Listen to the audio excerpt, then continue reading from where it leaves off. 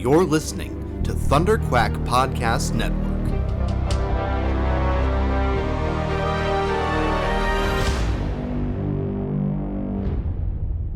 What's up, nerds? It's time for another episode of the ThunderQuack Podcast, and this week we are talking about Tales of the Empire, Fantastic Four's villain being cast, possibly, new Matrix movies, and Sonic the Hedgehog 3 is the Avengers of the franchise. Let's get into it.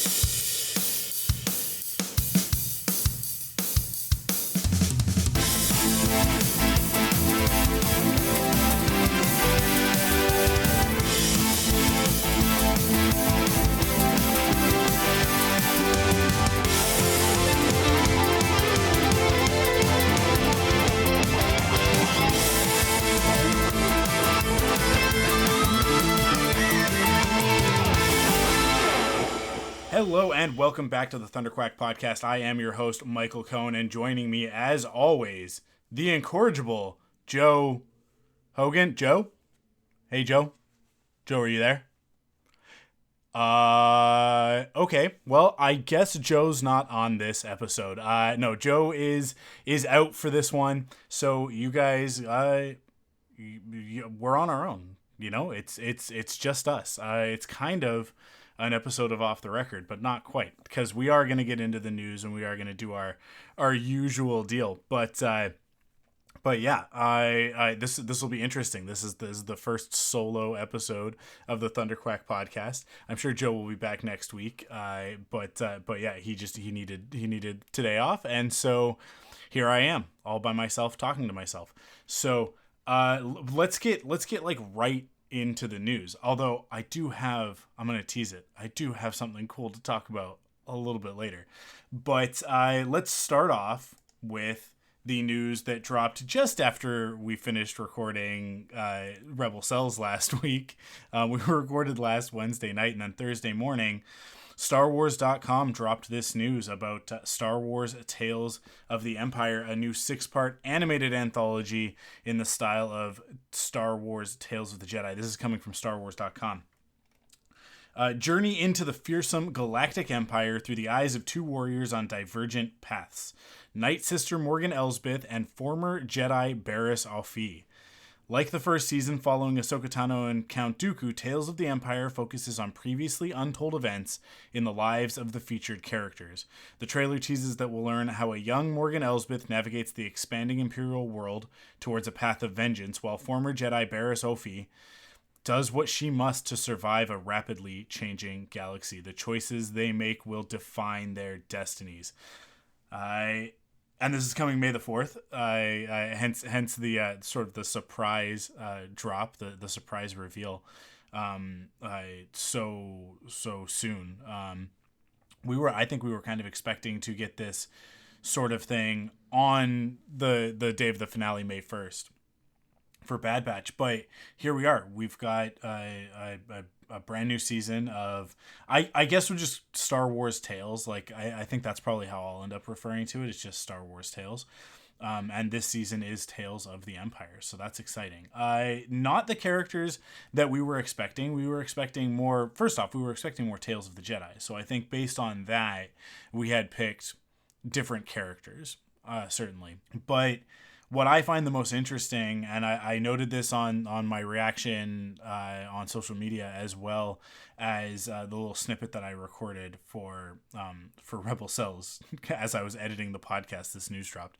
And that is that both of these characters are actually very, very tied to Ahsoka Tano.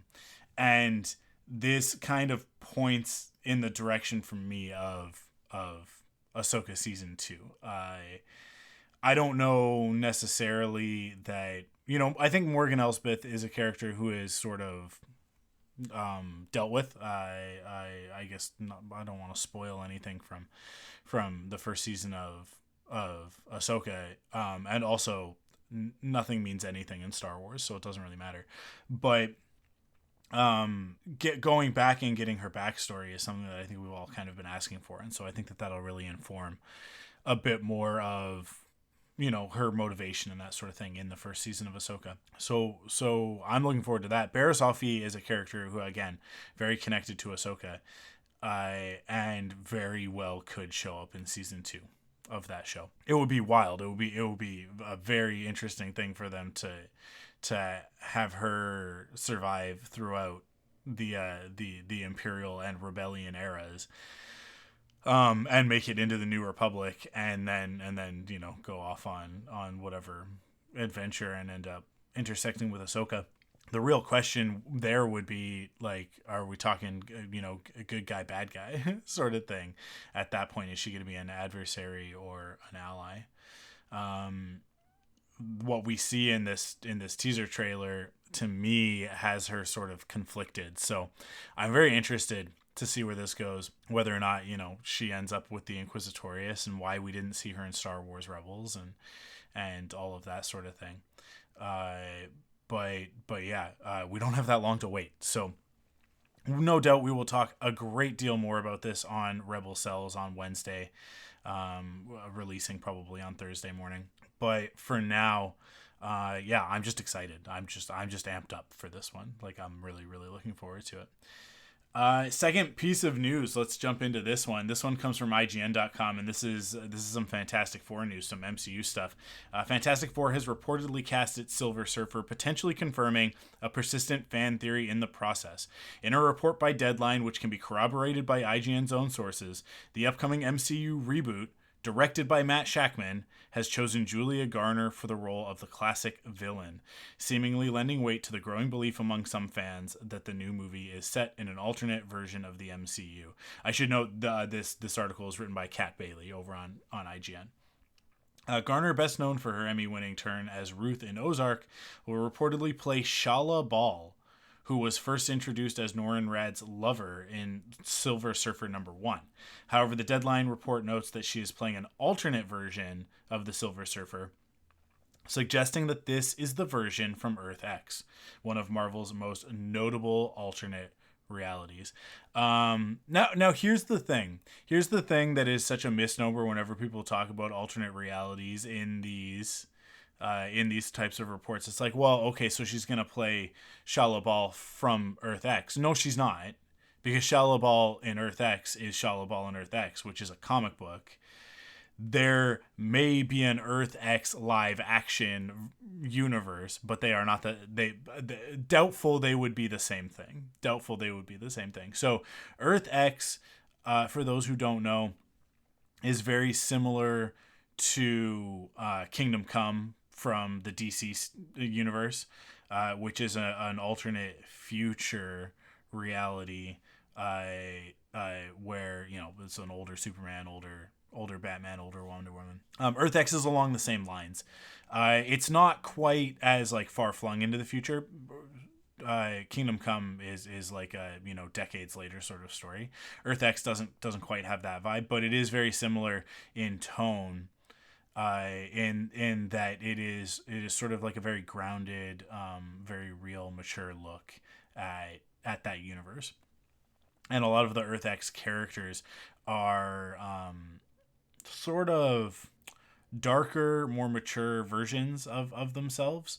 It's one of those things where, like, it kind of rides the line where it's like these are obviously alternates, but it's not quite like Spider-Verse levels of alternate, where like it's a different person and all of that. Like, I believe Spider-Man is still Peter Parker and all of that sort of thing. So I do get the feeling that with Fantastic Four that this movie is going to be not mainline MCU universe, not the prime timeline, right? Which was erroneously referred to as 616, which the 616 is the comic book storyline. That's that universe. And then I believe that the MCU is like 999 something or other.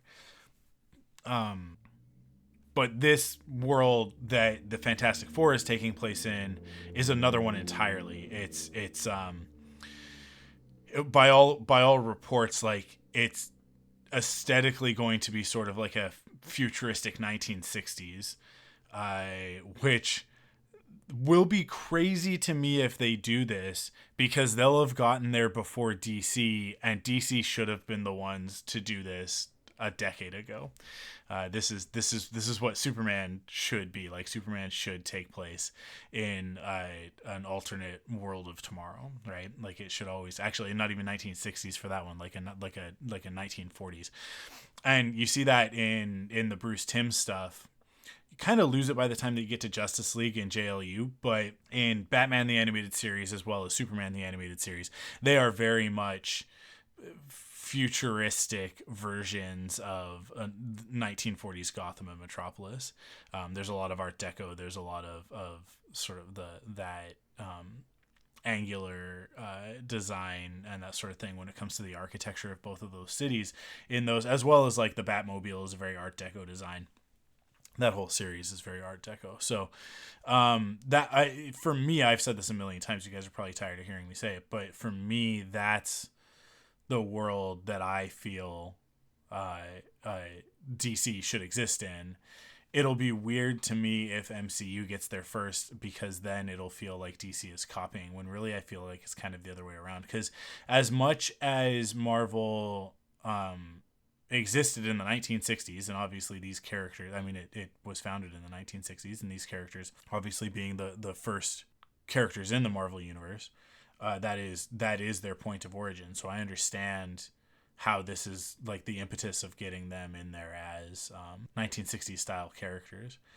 For me, the thing about Marvel is that Marvel is always contemporary. It doesn't exist in a heightened world. It exists very much in our world with this added element, and so it's constantly having to readjust to that reality. But it is grounded in reality, whereas DC is much more the fantastical world, right? The city of tomorrow being Metropolis, and Gotham City being what it is.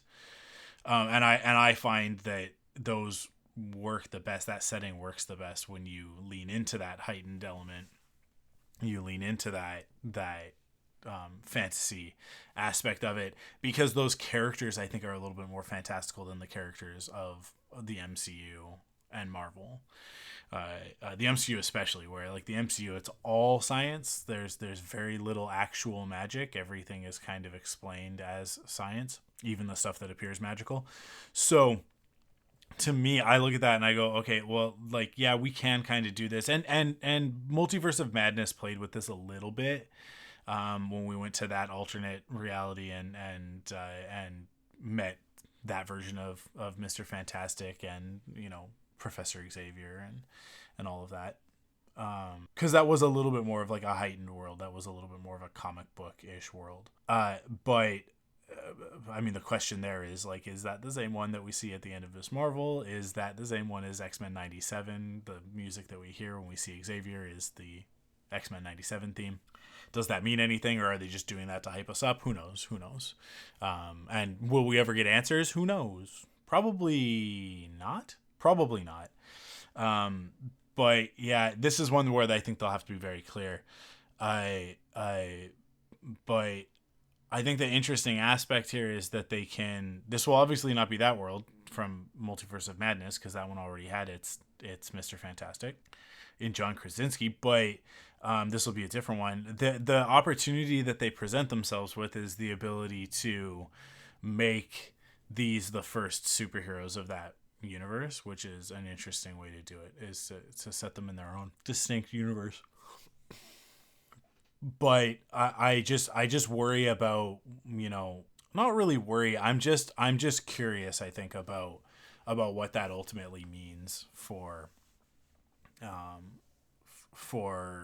the MCU as a whole. Obviously, everything is building towards Secret War, and as a result, it's kind of all up in the air, and it doesn't really matter, because it's all gonna get thrown in the chopper anyways. The chipper, and spit out as a completely different thing by the end of it. I really think when we come out of Secret War, it'll be a new status quo, and It'll be interesting to see how movie fans react to that, because as comic book readers, we're so used to it. You know, it's like in Pacific Rim when they're like the riffs are getting bigger and they're happening more closely together. And it's like with comic books, that's how it happens. It's like it feels like there's a reboot of everything every like 2 years now, and the reboots are more and more ridiculous every time they do it. But I yeah, it's sort of almost boring at this point to comic book fans,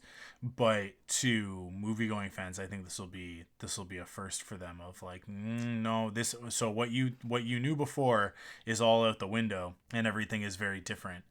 And we'll just have to wait and see. We'll just have to wait and see which direction they decide to go with this stuff. I think the inclusion of Silver Surfer is of note, because obviously, you know, we've had 3 Fantastic Four movies already. This is the 4th Fantastic Four, 4th time's the charm. The first one dealt with Doom.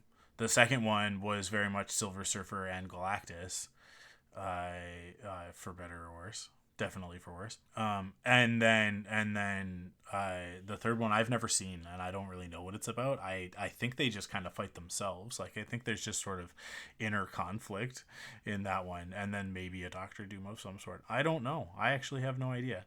I wanted them to fight Mole Man, because that's who they fight in the first issue of Fantastic Four. So I'm like, I still hold out hope that that's sort of part of the origin story, that we get to see Mole Man and that, because especially if it is this like heightened 1960s style universe, I think that then we can do that. It can be a little bit camp, and it can be a little bit fun. We can have the introduction of some of the more zany characters that we wouldn't get to see in the standard MCU. So I don't know, like, we know so little. We're so far out from this. I mean, I think you know, these pieces of news happen because, you know, we're getting close to. Are they shooting it? I don't know if they're shooting it. I don't know if it's fully in production. I know, like, we've got Superman is in production at the moment, but I don't know if Fantastic Four is. But this stuff usually happens, like, we get it because it's imminent, right? That they're going to start shooting it, so people are going to see people going on to set and that sort of thing. Maybe we'll get an official announcement soon, but nothing official as of yet. So like, take this all with a grain of salt, but it is Deadline and IGN both reporting it and corroborating it via sources. So this seems pretty legit.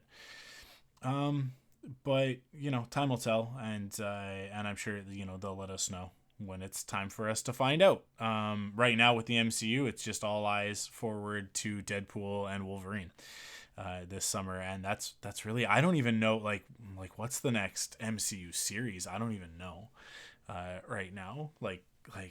We're in such a weird spot with the MCU and with Star Wars, which we'll talk about Star Wars as well really quick, and just note that that Mandalorian Grogu has its official release date set for May 22nd, 2026, which is cool, because that'll be like my birthday weekend in 2 years. But it's a little bit disappointing that it's that we are that far out, right? And we already kind of knew that it was 2026, but just the fact that nothing else with Star Wars is really happening between now and then, other than a few of these shows, Mandalorian and Grogu being that far out, I wonder, like, it has to be like the end of all of this stuff, right? It has to be sort of like the close of the Mando era story. So I think one of the reasons why they've pushed it that far is so that they can have Skeleton Crew has to come out. I don't know if they'll do something with Book of Boba Fett with those characters, because obviously those characters need to show up, but Ahsoka Season 2 is probably also required, right? And Ahsoka Season 2, I think, will probably set up a lot of the Thrawn stuff that needs to happen for Mandalorian and Grogu, if it is in fact the finale of everything. So but just the idea that, you know, we got season 3 of Mando around this time last year, and then Actually, I think that we were like wrapping up around this time last year. Nothing this year, nothing next year. So it'll have been 3 years since we saw those characters. Now that doesn't necessarily mean anything. They could show up in Skeleton Crew. They could show up in Ahsoka. There could be shows that are in production that we actually don't know about. But I'm curious about this. I'm curious about the MCU right now, and you know, what's coming up. But they're really being kind of playing close to the vest with a lot of this stuff at the moment. But let's take a look. Let's take a look at the list of. I'm just bringing it up right now. MCU movies and projects and stuff like that are coming this year. So obviously, we're in the midst of X-Men 97, thankfully. We got Deadpool and Wolverine in July. Agatha, Coven of Chaos, Agatha All Along. I can't remember what they've landed on calling this show. But that is slated for fall of this year. Friendly Neighborhood Spider-Man is also slated for this year. That is another Marvel animation project, and it is, but it is meant to be like actual MCU. Like, this is, I believe, going to be the origin of Tom Holland's Spider-Man. So, oh my goodness, there's a lot of news in this article. I'm on Variety right now, and there's a bunch in here that I actually didn't know about with this show. This version of Peter's life will feature a bunch of new characters. Maybe this isn't. Maybe this isn't the MCU. Spider-Man. Early press materials has indicated that this show is a prequel to the Tom Holland storyline in the MCU, but details unveiled at San Diego Comic-Con 2022, like the appearance of Harry and Norman Osborn, threw cold water on the idea. So, multiverse? Because we've got characters. We've got Nico Minoru from Runaways, Amadeus Cho, who becomes Hulk at one point. A Wakandan exchange student, Harry Osborn, with Harry's father Norman serving as Peter's mentor. And then Charlie Cox will be voicing Daredevil. Doctor Strange will appear. And then Paul F. Tompkins is playing a new character named Bentley Whitman. Interesting. We'll have to wait and see. And then after that, like we jump all the way into 2025 with Captain America, Brave New World, which got pushed. Everything gets pushed these days. Thunderbolts is meant to be May of next year, and then Fantastic Four in July of next year. Blade November 7th, but man, I don't know where we're at with Blade right now. It feels like Blade is very much up in the air. Kang Dynasty is still slated for May 1st, 2026, but Kang Dynasty is not happening, guys. Let's just be clear on that. That one's not happening. And then Secret War is May 7th, 2027. Daredevil Born Again does not have a date. I think we might actually get that this year, because they are filming it right now. Eyes of Wakanda. Let's see. It's a Black Panther spin-off series, an animated series about the Wakandan warriors who are tasked to travel the world retrieving dangerous vibranium artifacts. That's interesting. And then What If Season 3, we don't have a date for, but theoretically probably later this year. And then Ironheart is up in the air. I don't know what's going on with that one. Wonder Man is another one. Wonder Man's way out. I don't think we're getting Wonder Man anytime soon. Armor Wars, I think, transformed. It transformed. It changed from a series to a movie. And then Marvel Zombies is another one of the Disney Plus shows. Like, I think this will probably be animated. From Robert Kirkman, that's exciting. The original series the original comic series was by Robert Kirkman. I'm just glancing over this. I don't really have a lot of the details, but what else we got? Nova Vision Quest is one of those ones that's out there. Echo already came out this year. I don't know what's going. We're so in the dark with the MCU at the moment. But I'm sure that we will get more than just Echo, X-Men 97, and Deadpool and Wolverine this year. We're gonna get some of these other shows, but they haven't really told us. So stay tuned. I guess we'll talk about it as soon as we know. But that's what's on the slate right now. And Fantastic Four is obviously the biggest thing on the horizon, and we're more than a year away from that one. Here's another piece of news. A fifth Matrix movie is on the way. This one is also coming from IGN. This is Alex Steadman. Warner Brothers announced today with The Martian and The Cabin in the Woods director Drew Goddard on board to write and direct. Drew Goddard made some pretty good stuff. Those two, The Martian and The Cabin in the Woods, both great films. It'll mark the first Matrix installment to not have Lana or Lily Wachowski in the directing chair, although Lana Wachowski will executive produce. In its announcement today, WB did not reveal if any of the key cast members like Keanu Reeves and Carrie-Anne Moss will be returning, nor did it disclose any details about the plot. I'm down for more Matrix. Obviously, we do not have a lot of details here. We really don't know much of anything about this. This is just an announcement. But I loved Resurrection. Fantastic movie. Really, really good. And in the lead up to it, I rewatched all three original Matrix films, as well as the Animatrix. And man, I know that people give those movies a lot of flack. If you haven't been hanging around ThunderQuack for long enough that you've listened to those, I would say go back and listen to those episodes. I think they're really, really good, where Amanda and I talk about the Matrix trilogy in the lead up to Resurrections. Those movies are so much better than how they were received at the time, and I think it's actually a little bit, of an injustice how they get treated and how they get referred to, because they are actually really, really great films. Once you understand what they're about, which if you think that they're about computer hacking and kung fu, then and a robot apocalypse, then you're on the wrong track. And so I think that's what a lot of people went into those sequels looking for, and what they got instead was a lot of fairy tale allegory for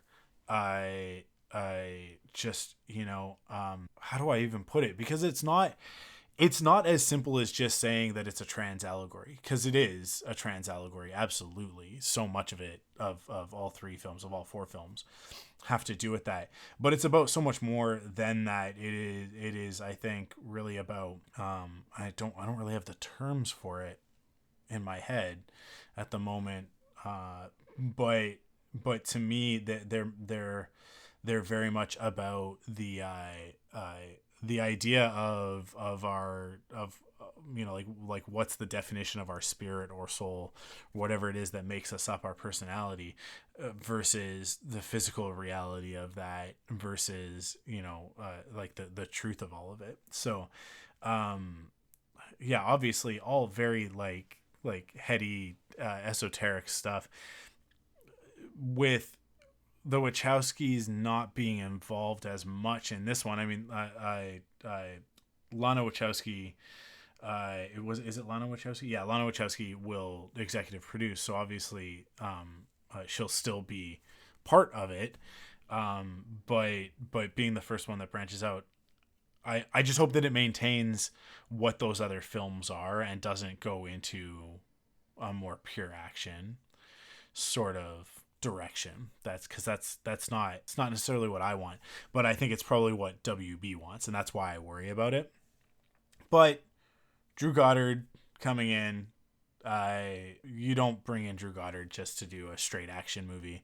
It's going to have more to it, I would assume, with his involvement. So this is obviously very far out. This is not something that we'll be seeing anytime soon, but it's exciting nonetheless, and I just wanted to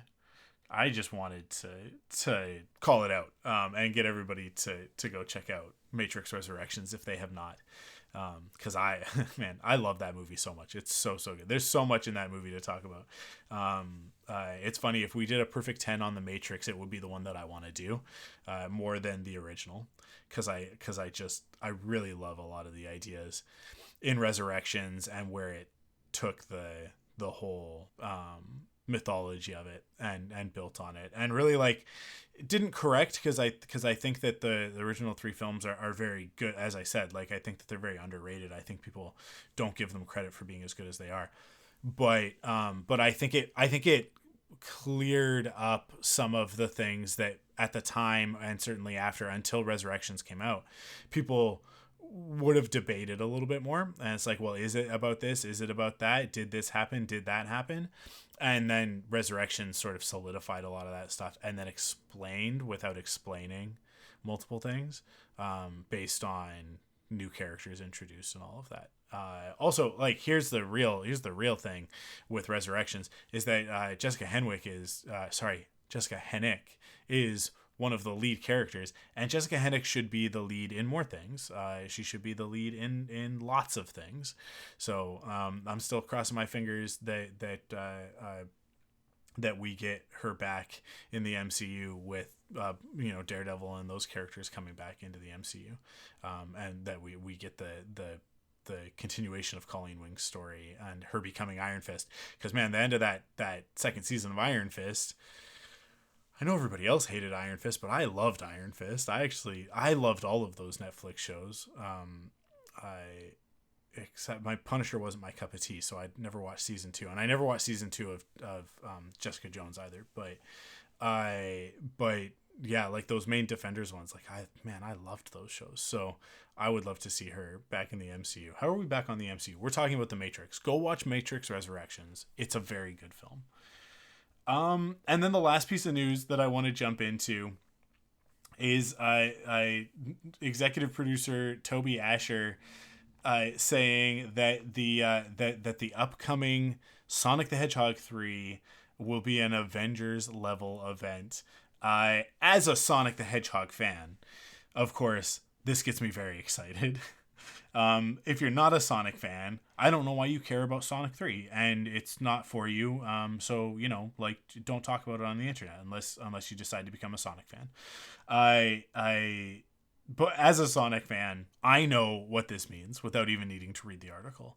There are so many characters in the Sonic universe, whether it's the video games, mainline characters. You've got your core cast of Sonic, Tails, Knuckles, Amy, Rouge the Bat, Big the Cat, Shadow obviously coming in Sonic 3. I mean, we expect that Rouge is also coming in Sonic 3. But this all but confirms it for me, actually, that Rouge will be in this movie. But like beyond that, you've got comic book characters. I don't think we'll see comic book characters in the movie, but the Sonic the Hedgehog comics, there are two main continuities with it. There's the 90s and early 2000s continuity, which involves Princess Sally Acorn and Antoine Decollette and Bunny Rabbit and all of those characters that I grew up with and love so much from those comic books, as well as the Saturday morning cartoon show. But then you've also got the newer comics, which have like a massive cast of characters that I don't know the names of because I don't read those comics, but there's like a whole bunch of them. So who knows, we might, if we're going to see comic characters, those are the ones that we would see. But then, we've got additional characters from like Sonic Boom. We've got, there was a Sonic the Hedgehog cartoon series. Oh man, what was that one called? Was it like Sonic Extreme or something? I can't remember what that one was called, but there's one where he's got like a sister and a brother and they all play in a band.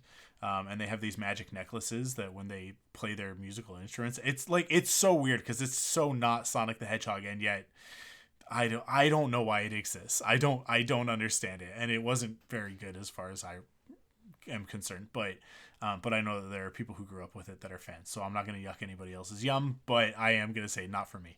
And then there's Sonic X, which has a whole bunch of characters from that era, from sort of like the Sonic Adventure, Sonic Advance era, like Cream the Bunny. Yeah. So we really don't know a lot about Sonic 3 yet, other than Shadow being in it. I am going to say that I think Chaos might show up in it in some capacity. We might get something with that character, because you almost need to in order to have Shadow's character. It depends on which direction they're going to go with the Sonic Adventure 2 storyline, but yeah,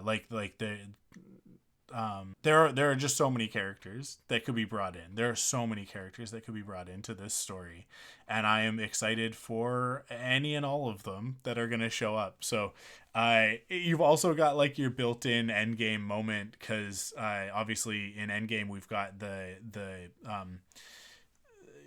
the sorcerer sling ring portals, but in Sonic, in the movie franchise, we've got the rings, and the rings are able to open up portals to different worlds. And although like we know that Sonic has his bag of rings, we know that others have these rings as well, and it's how they travel from world to world across the galaxy. So, yeah, I'm excited. I'm very excited. I'm so excited for this movie. I am so excited for the upcoming Knuckles series. And I'm really, really excited to tell you guys. The reason why I left this news story for last and didn't do it first is because I wanted to drop this little tidbit at the end. We are going to be doing, I've sort of teased this a little bit, but here's sort of the official announcement.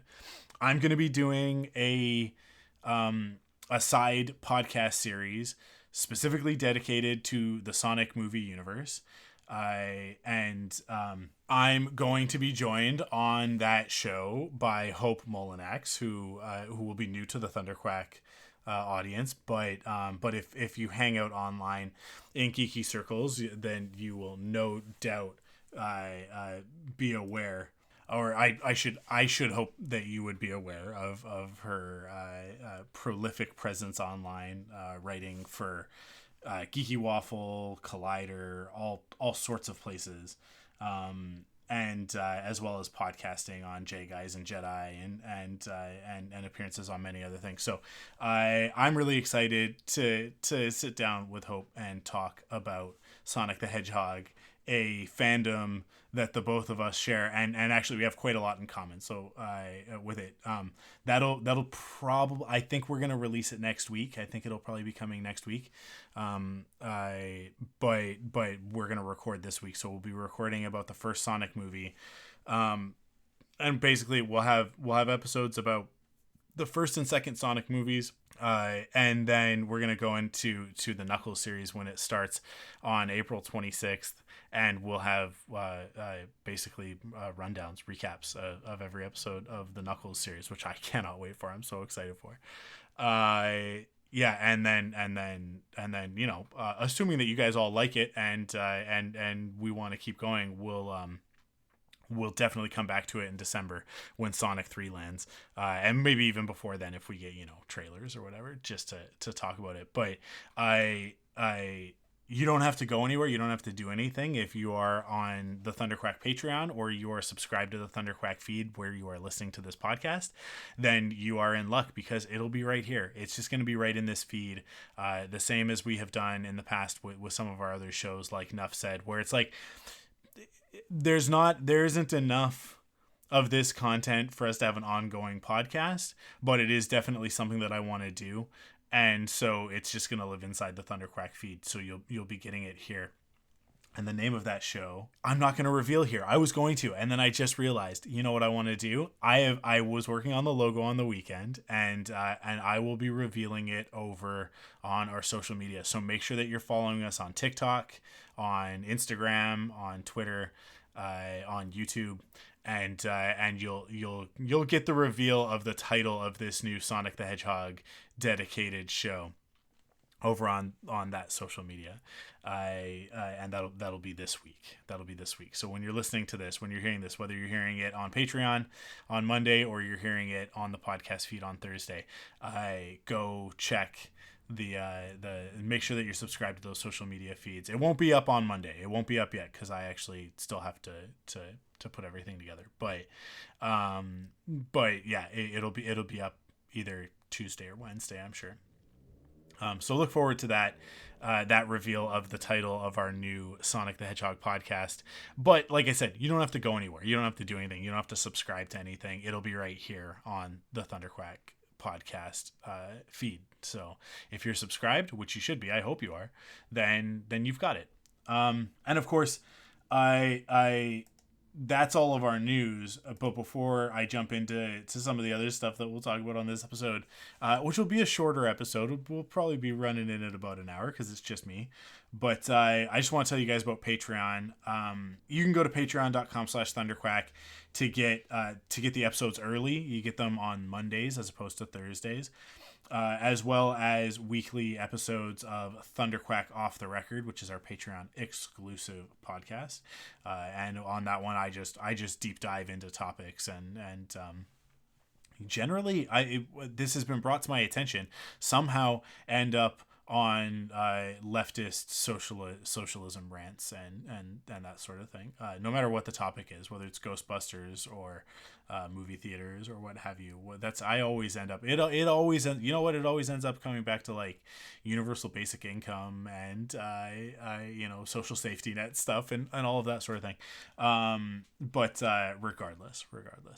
It's a fun podcast, Off the Record, which you can get by subscribing over on Patreon for $5 a month. Along with getting the episodes early and getting that exclusive podcast, you will also get all of the bonus content that we did during the pledge drive in February. As well as, there are other like little tidbits and stuff like that every now and then that you get to participate in. And one of those that'll be happening later this month. We don't have a date for it yet. By next week I'll have the date. But we are doing our ThunderQuack book club, and we're having our first Discord hangout for that. So make sure that you are a member of our Discord server, thunderquack.com/Discord, which will redirect you over to the invite to join our server. So make sure you're on that. And if you are a patron, if you are a Patreon patron, then you will be able to join us for our book club hangout, which this one will be led by Carl from Wampa's Lair, and it is for the book Shatterpoint, the Star Wars book by Matthew Stover. So a great book. It'll be a great conversation, I'm sure. I will be there. Carl will be there. Hopefully you guys will be there. Come hang out with us. That's one of the cool perks that you get as a member of the Patreon. So patreon.com/thunderquack. Thank you to everybody who supports us over there. Thank you to all our new members. We've got several new members lately, and it's really exciting to see the community grow. If you can't support us on Patreon, that's all right. You can support us in other ways, by obviously subscribing here, following us on all of our social media platforms, especially like TikTok is sort of my new one, and I'm doing a lot of I don't know if it's exclusive content because sometimes I cross post it over on Instagram, but it is definitely without TikTok I wouldn't be making this type of content that's going up, like these Lego builds and stuff like that. So definitely make sure that you're following us over there. That's a huge support as well. And then tell a friend. Share the podcast, and obviously going to whatever podcast service you listen to on and leaving a rating and review, which helps other people find the podcast. So, if you can't help monetarily, you can help in those other ways, and all of that is awesome. But regardless, just happy to have you as part of the community and hanging out, listening to the podcast, and chatting. Hopefully on the Discord. Hopefully you hang out in the Discord. We've got an awesome community over there. So many great people and such a good time. Good discussions that happen, as well as just a lot of sharing of memes. Thunderquack.com/Discord to come hang out with us there. With that, let me just jump into the games that I am gaming. So I continue to play Lego Fortnite, but also the Avatar Korra stuff dropped. The missions for that dropped. So I've been playing some regular Fortnite as well. But I'm really excited about Sonic the Hedgehog right now. So I jumped in and I started playing through some more of Sonic Origins. I played through Sonic 1 when the game came out and then got distracted by other things. So I'm jumping back into Sonic Origins to play through that. just to kind of reacquaint myself with my Sonic roots. Yeah, so much fun, so much fun. I'm playing through Sonic CD right now, which is a very frustrating game. Not one of my favorites in the series, but I'll get through it because I've never actually beaten it before. So I'm going to play through it. I'm going to beat it, and then I'll move on to Sonic 2, which is one of my faves, and then Sonic 3, which is my favorite. Sonic 3 is my favorite Sonic game of all time. So good. I mean, I don't think it gets better than Sonic 3. Even Sonic and Knuckles, which is technically like the second half of that game, is not as good as Sonic 3. Sonic 3 is just a perfect Sonic game as far as I'm concerned. So I'm really excited to get to Sonic 3, but I got to get through those other ones first. But yeah, that's pretty much it for gaming right now. I haven't really had a lot of time actually for gaming lately. Been really, really busy. So that's where like the Lego Fortnite and Fortnite in general is really nice because it's something that I can just drop in and play. But playing a Sonic game is very similar as well. It doesn't require a lot. It's not very heavy lift, so you can just drop in, play a couple of levels, and then you're good to go. So that's what I've been playing.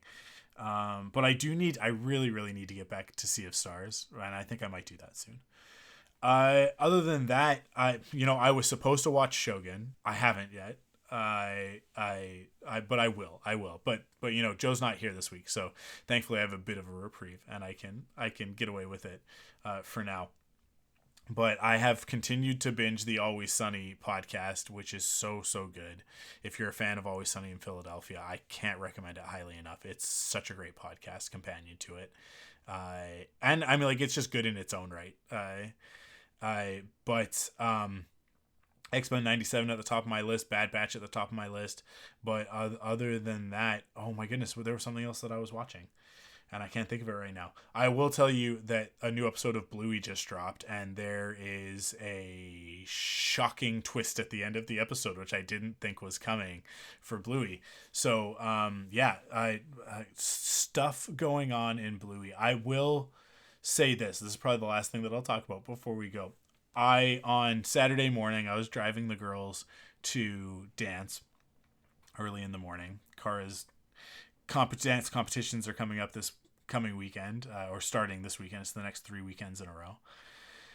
And so she's got to be there early at dance at 8:45 to practice for her comp. And so it's very early, and we're driving, and I hadn't really gotten a lot of sleep the night before. And I told the girls, "Oh yeah, tomorrow a new episode of Bluey comes out. Just one episode, not the rest of the season or whatever, but just one new episode. And then next week is another one, and the next week is another one after that.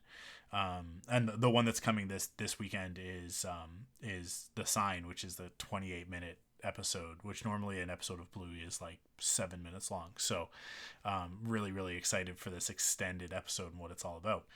But I had told the girls about this, and they were excited, and we were just kind of driving, and I was just thinking to myself, and some Bluey music was also the reason why I brought it up is because it popped on in one of our playlists, and I just started thinking about Bluey, how much I love the show. It's so good.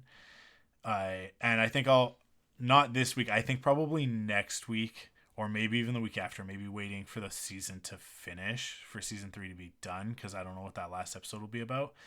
But waiting for it to be fully complete, and then I'll do an off the record where I go really deep into Bluey and what I love about it. But just to recount this story, I'm driving, and I'm just sort of thinking to myself as I'm listening to this music, a season 4 has not been announced.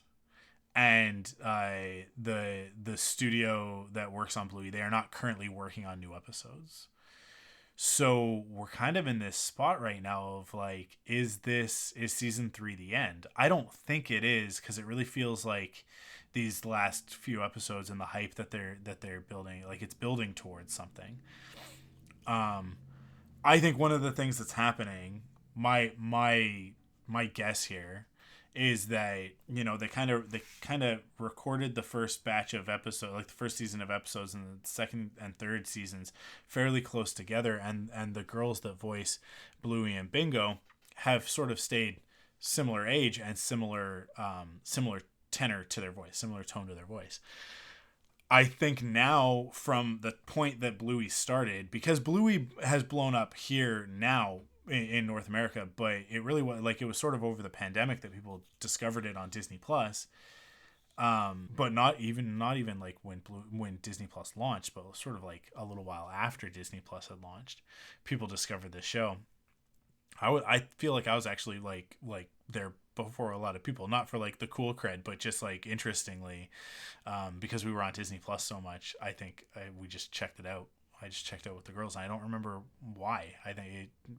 I don't recall anybody like telling me about it or anything. I think we just had watched a bunch of stuff and it kept coming up, so we just checked it out. But I think those girls have aged a lot, and I think what we might end up with is a time jump, and coming back into it, that Bluey and Bingo will have aged, and we'll skip over a year or two of their lives in order to match a little bit closer to where the actors are now, to match their voices.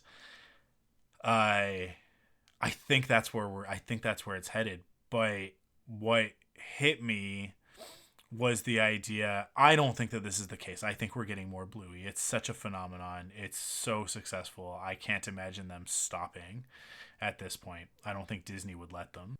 Even though Disney doesn't own it, right? Like it's a ABC, which not ABC in the United States, which is Disney, but ABC in Australia, the Australian Broadcasting Company, a company corporation. I don't know what it's called, but it's their show.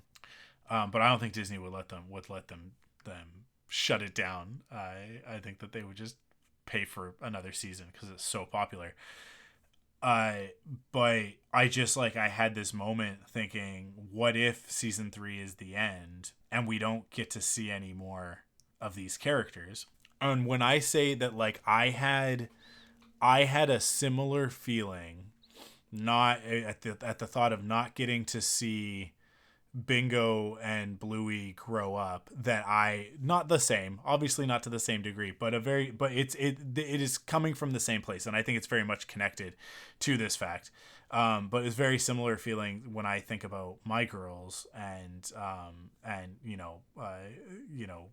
intrusive thoughts pop in or whatever, and then you think, I think about this stuff a lot since my dad died. So it's that sort of a thing where it's like, if I don't, like, I can't imagine not getting to see them grow up. And I had this same moment with these two cartoon dogs, and worrying about them and not getting to see them grow up and not getting to see where they go with their lives and that sort of thing. And I just, it genuinely made me sad. It genuinely made me sad. And I share that just to share a little bit of vulnerability, because I think that you guys enjoy it when I do that from time to time. I'm all by myself, so I can do it right now. But also, just to get across to people who don't watch Bluey how meaningful the show is. This is not, a phenomenon like Pokemon or Tickle Me Elmo or something like that. That's just like a popular thing. Man, those are dated references. I need some newer references for that sort of thing. But the reason why Bluey has become the phenomenon that it has is because not only is it a great show for kids, but the stories, I think, really resonate with parents. They really resonate with adults. I think that there are a lot of us in the millennial and Gen Z generations that are, the term is reparenting ourselves. I think that Bluey is an avenue for that. I think that a lot of people are using it in that way. I think first and foremost because it, like, Bandit and Chili, Bluey's parents, really exemplify two things. They exemplify the type of parents that I think that we all wish that we had, and for those of us who are parents, the type of parents that we wish that we were.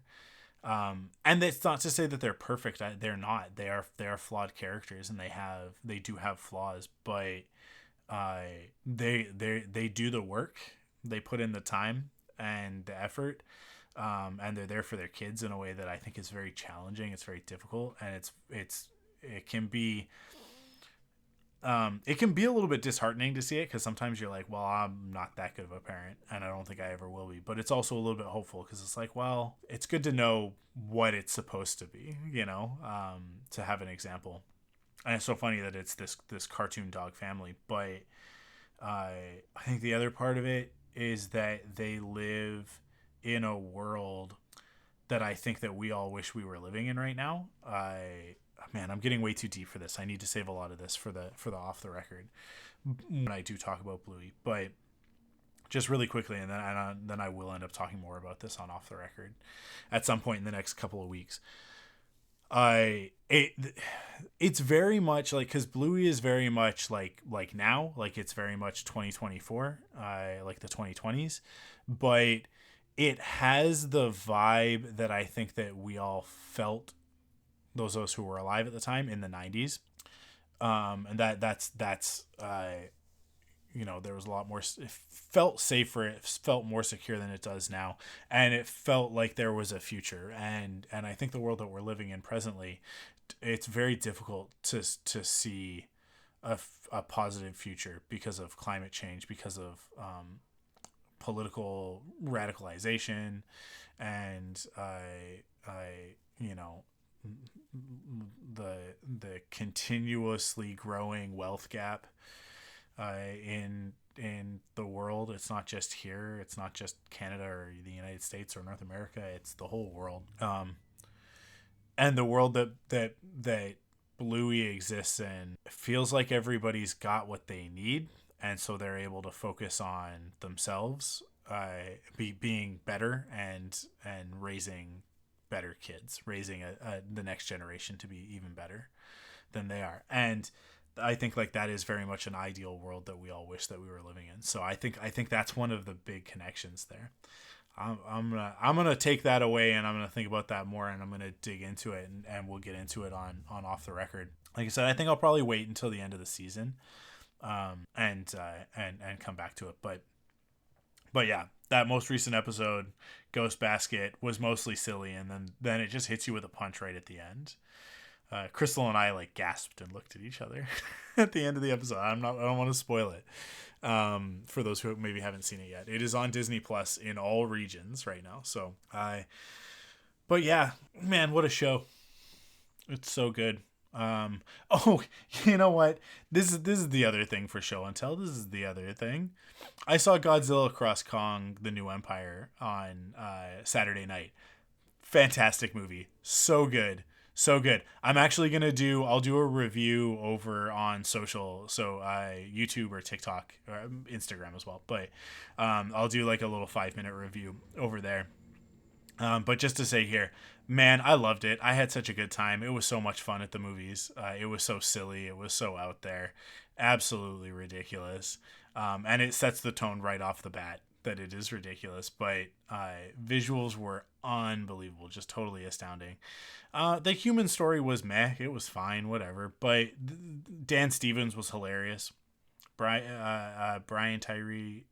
No. Andrew... What? Man, why did his name just fell out of my brain? It just fell out of my brain. In any case, you guys know who I'm talking about from Atlanta. Yeah, Brian Tyree Henry. I had it. He was fantastic as well. Very funny. Very, very funny. Great having him back from Godzilla versus Kong.